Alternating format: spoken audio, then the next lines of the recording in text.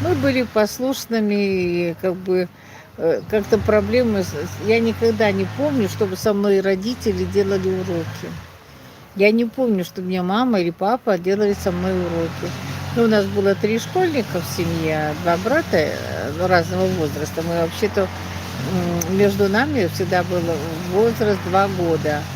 Вот. Мы садились все вместе, делали уроки, кто-то друг другу помогал.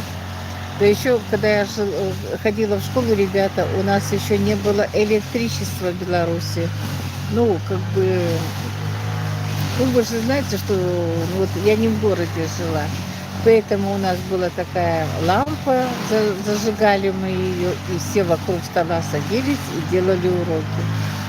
Никогда родители не заставляли нас их делать уроки. Мы просто понимали, что надо. И было стыдно, мои друзья уже давно